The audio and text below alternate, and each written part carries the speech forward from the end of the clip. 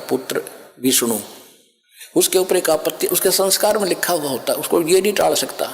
उसमें लिखा था कि वो उसकी पत्नी उठेगी जंगल से, वन से, और फिर पुल की आवश्यकता पड़ेगी। वो पुल बनवाना भगवान, आपकी ताकत पे वो पुल बनेगा नहीं उनसे, वो बालक है मेरे। परमात्मा बोले ठीक है। फिर द्वापर युग में उसने पता करा कि मेरा वो श्री कृष्ण जो है मेरा पुत्र जाएगा विष्णु, और वो फिर एक राजा इंद्र दमन राजा को दर्शन देकर समुद्र के किनारे एक मंदिर बनवाओगा जगन्नाथ मंदिर नाम से। उसको वो मंदिर पुल समुद्र नहीं बनने देगा उस मंदिर को, क्योंकि वो प्रतिशोध लेगा जब राम रूप में, रामचंद्र रूप में विष्णु जी ने समुद्र को बुरा भला कहा था। कैसे कहा था कि जब पुल बनाने की आवश्यकता पड़ी, सीता जी का पता लग गया कि रावण के 9 लखे भाग में है, मान नहीं रहा है, युद्ध के करके ही ली जा सकती है। युद्ध करने के लिए सेना पार करनी थी, पुल बनाना अनिवार्य था। 3 दिन तक श्री रामचंद्र जी इतिहास में, उनकी रामायण में, समुद्र में खड़ा रहा घुटनों पानी में और याचना करता रहा कि जल्दी, हे सागर राज, मुझ पर आपत्ति आई है, मुझे रास्ता दे दो, मुझे विधि बताओ, आपके अंदर से मैं पार हूं, कुछ ऐसा तरीका दे मुझे पार होने का, पार करो मुझे। तो समुद्र नहीं मानना, टस से मच नहीं हुआ। तो उसने कहा था लक्ष्मण मेरा अग्नि बाण लिखा निकाल, ये लातों के भूत बातों से नहीं मानती, ढीठ व्यक्ति है राम, ये ढीठ है ये देव, क्योंकि समुद्र जल अलग है, जल का देव अलग है, वो आप नहीं दे सकते, वो सूक्ष्म दृष्टि से दिखता है। तो उस राम ने कहा कि रावण के साथ रहकर इसमें अभिमान हो गया, ये भलाई नहीं चाहता किसी का, गरीब का मददगार नहीं रहा।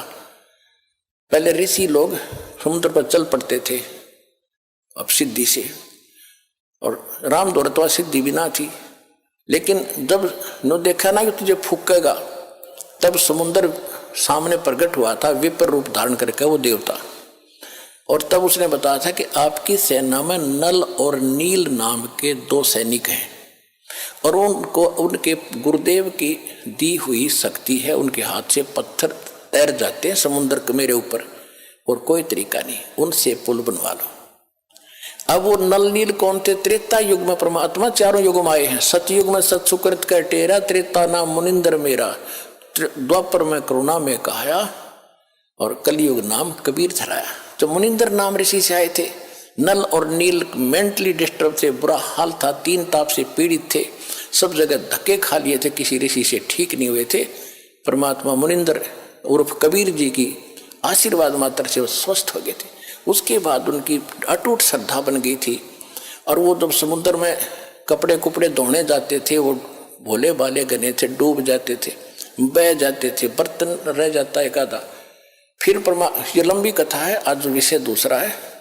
तो परमेश्वर कबीर जी ने नल नील को आशीर्वाद दे दिया था कि तुम्हारे हाथ से बेटा अब कोई वस्तु जल में नहीं डूबेगी।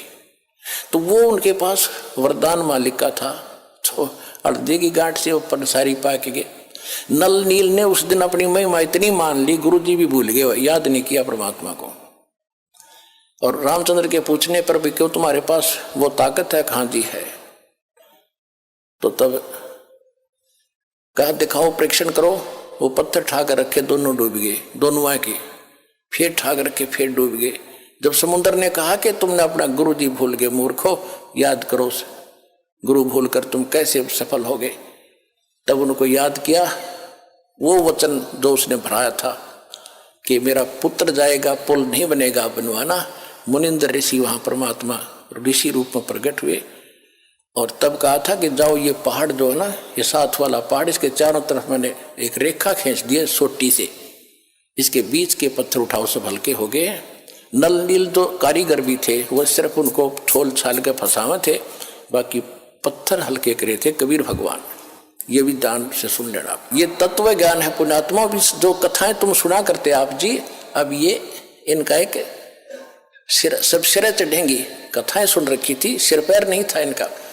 तो उसने ये वरदान लिए थे 2, एक जगन्नाथ के मंदिर को बनवाने के लिए। तब जब इसने उसको कहा था कि गुलाम जो है लातों से मानते हैं, प्रार्थना नहीं सुनते, तो उसका प्रतिशोध समुद्र ने, उसको पता था कि लेगा। यहाँ तो ऐसे टिट फॉर टैट ये भूलते नहीं सारे जीवन। ये खुद भगवान भी अपना टिट फॉर टैट देते आए हैं। राम रूप में बाली मारा था, श्री कृष्ण रूप में उसी बाली ने शिकारी बनकर श्री कृष्ण की हत्या की थी ऐसे वृक्ष की ओट से। कहते तुम कौन राम का जप दे जापम, अर्थात कटे ना ये तीनों तापम। अदला बदला भी खुद, ये खुद नहीं तुम अपना कोई संस्कार खत्म कर सकते, तुम्हारा कैसे करते हैं। तो अब शॉर्ट में बताऊंगा, समय ज्यादा हो गया। तो वापस फिर तब उसने ये 2 वर और मांगे थे। परमात्मा बोले तथास्तु, तीनों दे दिए। और बोले